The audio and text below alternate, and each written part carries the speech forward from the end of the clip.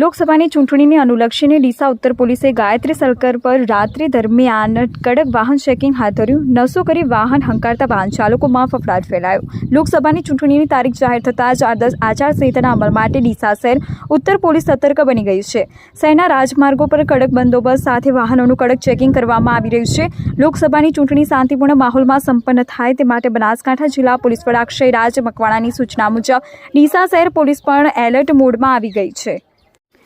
ડીસા શહેર ઉત્તર પોલીસ મથકના વીએમ ચૌધરીના માર્ગદર્શન મુજબ આજે ઉત્તર પોલીસ સ્ટેશનના પીએસઆઈ જીબી ઠાકોર સહિત જેડી પરમાર સાથે પોલીસ સ્ટાફ દ્વારા રાત્રિ દરમિયાન ગાયત્રી સર્કલ વિસ્તારોમાં રાત્રિ દરમિયાન કડક ચેકિંગ હાથ ધરવામાં આવ્યું હતું. શાંતિ અને સુલેહ રાખવા માટે લોકોની અપીલ કરી હતી. સાથે છેલ્લા 24 કલાકની અંદર શાંતિ ડહોળવાનો પ્રયાસ કરતા બુટલેગરો સામે પણ તવાઈ વરસાવી હતી. ઉલ્લેખનીય છે કે શહેર ઉત્તર પોલીસે 24 કલાકમાં જ બુટલેગરો પર તવાઈ વરસાવતા અન્ય અસામાજિક તત્વોમાં ફફડાટ વ્યાપી ગયો છે.